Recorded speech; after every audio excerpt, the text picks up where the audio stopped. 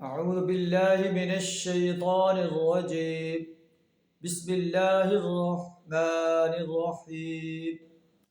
ما كان لبشر أن يؤتيه الله الكتاب والحكم والنبوة ثم يقول للناس كونوا عبادا لي من دون الله ولكن كونوا ربانيين بما كنتم تعلمون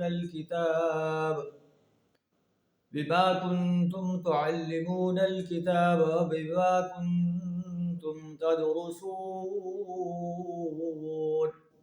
صدق اللہ العظیم.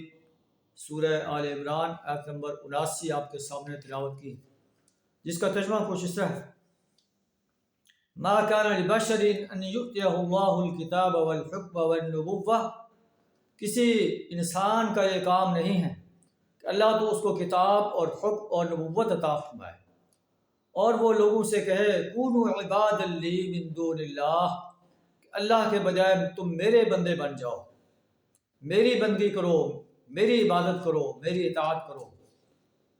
یہ کسی انسان کے یہ لائق نہیں، بلکہ وہ تو یہی کہے گا وَلَٰكِن كُونُوا رَبَّانِيِّينَ، کہ تم ربانی بن جاؤ، سچے ربانی بن جاؤ، رب کی عبادت کرنے والے بن جاؤ. اس لیے کہ بما کنتم تعلمون الکتاب، جیسا کہ اس کتاب کی تعلیم کا تقاضا ہے، جسے تم پڑھتے اور پڑھاتے ہو، کہ تمہیں ربانی بننا چاہیے.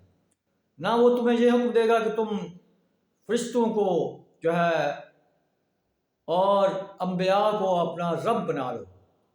وَلَا يَأْمُرَكُمْ أَن تَتَّخِذُوا الْمَلَائِكَةَ وَالنَّبِيِّينَ أَرْبَابًا، اور وہ نبی تمہیں یہ حکم نہیں دے گا کہ تم فرشتوں کو اور انبیاء کو اپنا رب بنا لو. أَيَأْمُرُكُمْ بِالْكُفْرِ، کیا تمہیں وہ کفر کا حکم دے گا؟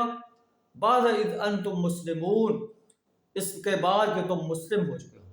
تو انبیاء کا یہ کام ہے کہ ان کی دعوت اللہ کی بندگی کی دعوت ہے، اللہ کی عبادت کی دعوت ہے، اللہ کی پرستش کی دعوت ہے. وہ کبھی یہ نہیں کہتے کہ ہمیں رب بنا لو، اور نہ جو نبی کو ماننے والے ہیں وہ اپنے نبی کو اپنا رب بنا لیں، ان کو اپنا حاجت روا اور مشکل کشا بنا لیں. اگر وہ ایسا کریں گے تو اللہ اور نبی صلی اللہ علیہ وسلم کی نافرمانی کا ارتکاب کریں گے، جس کی سزا جو ہے وہ جہنم کی آگ ہے. اللہ کی توحید اور نبی صلی اللہ علیہ وسلم کی رسالت کا انکار کرنا یہ انسان کو کفر کے اندر لے جاتا ہے. اللہ سے دعا کر ہمیں اپنی وحدانیت کا، رسول اللہ صلی اللہ علیہ وسلم کی رسالت کا اور یوم حساب کا صحیح شعور عطا فرمائے. وآخر دعوانا الحمد للہ رب العالمین.